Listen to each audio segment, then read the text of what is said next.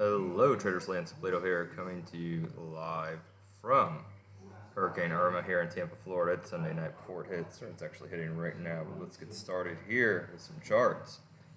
So the first thing I have on my list, and I'm coming to you from the laptop. Yeah, here we go. Is NetEase, NTES. It's the China large cap internet name here, and what I like about it is we have supply here right around 270. That supply turned to demand, had an earnings pop, full retracement, popped. Earnings are a little question mark in most of these China names to begin with, but we ran back down to actually 260 from 270, had buying, and let's actually zoom in. So we have a short-term trend line fail. We have volume actually exceeding previous volume from Friday. So I do like this. You see when we move up on volume here, and then when we sell on light volume, that's bullish. We move up on volume, we sell on light volume. I want to see, because we had seller volume Friday, close that candle down below the trend line, if we can have a volume breakout. If so, I think we could run up to 300, possibly 310.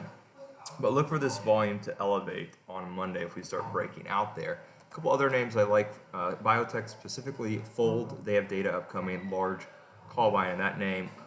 Any pullback down to about 1330, I'm fully in, so look for that on Fold this week.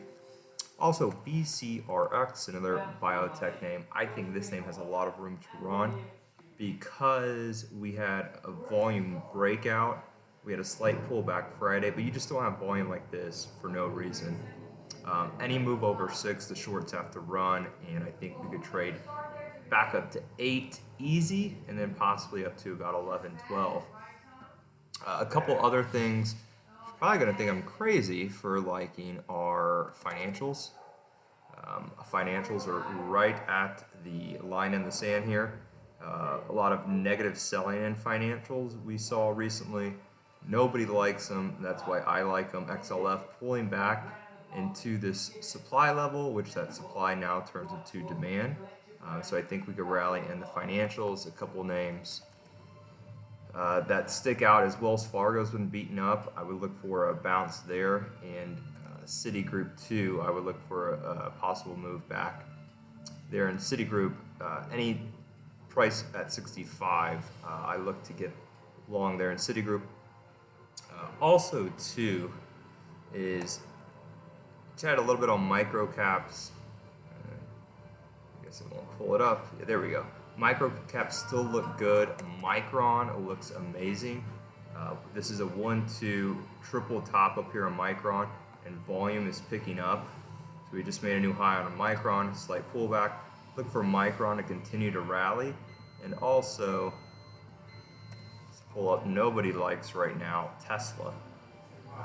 My whole thing is when nobody wants to show love, I'll show it love. So Tesla, we had a fail this trend line breakout down. We actually have, it's hard to draw on the laptop here.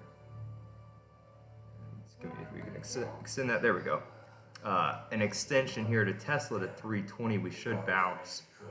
That's a lot of demand here at 320.